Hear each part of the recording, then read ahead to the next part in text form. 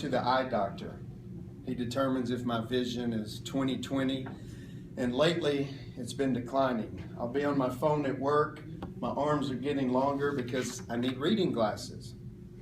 But what I am crystal clear about with my vision for my future and other people is my vision is to be instrumental in empowering others to make transformational decisions that will enrich their lives.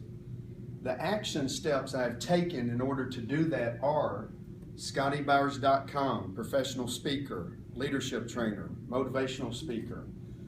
Writing a book called The Champion's Manifesto, which is my signature system on implementing leadership within your team, whether it's your family, company, sports team.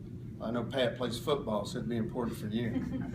And starting the International Team Sports Association, which promotes character, ethics, and leadership in team sports. If there are two words to define what I'm taking a stand for, it would be personal responsibility. I'm going to ask two volunteers, 30 seconds or less, share with me as it pertains to our society. What is one behavior in our society that you see that you really don't like where it's headed? And for me, it's people not willing to take personal responsibility, using a victim story in every scenario. Is there anybody in 30 seconds or less willing to share what they see behavior-wise that they really don't like in our society? Gotham? I think one thing I see continuously is the lack of attention to your own health. I see people making very poor choices, and also it then folds neatly into what you say, which is passing the blame on to someone else. The benefit to your own health by taking small prudent steps in your daily life would improve the outcome for you. Okay. And I see people shirking that already. Okay. Who else? Thank you, Gotham. Who else? Yes, Richard. I hear quite often people say, I'm spiritual, I'm not religious. And I think our society has created this dualistic system that some things are religious and spiritual, and then there's the world that's somehow better, the secular world, and if it's scientifically proven, it is somehow superior. And we've confused the realms.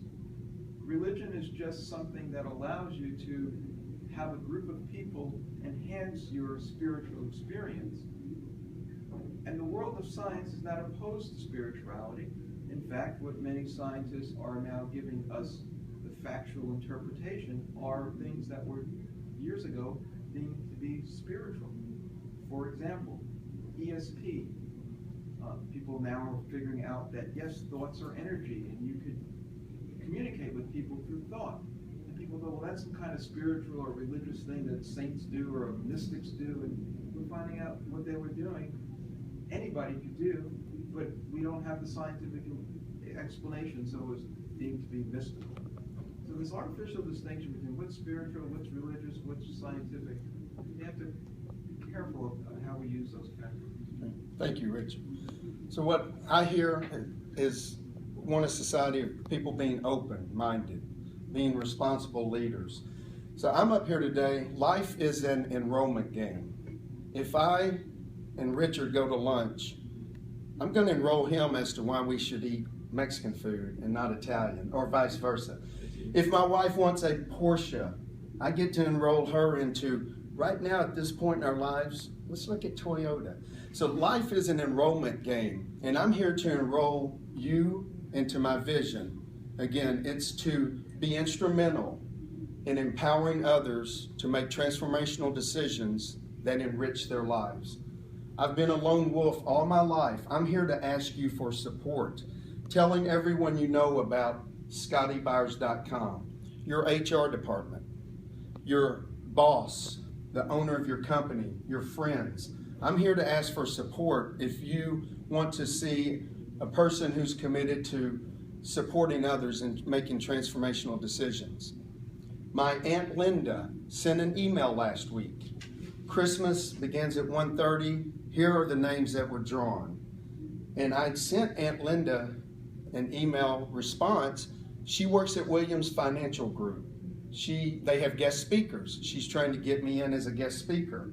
She told me back in September, call Walter Nussbaum.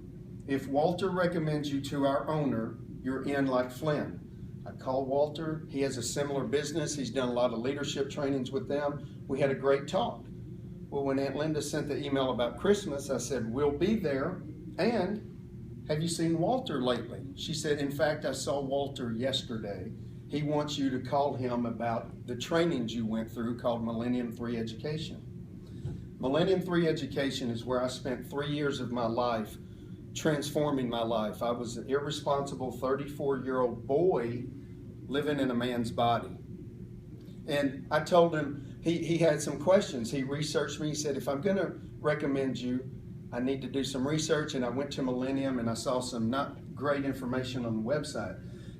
And so I called Walter back on Friday and he explained that to me. And the first thing I said, hey, Walter, I hear you want to know about that cult I was in. And he started laughing because a lot of the people, if there were 1,000 people in that room, there's going to be 5 people who get real upset because you're asking them to be responsible.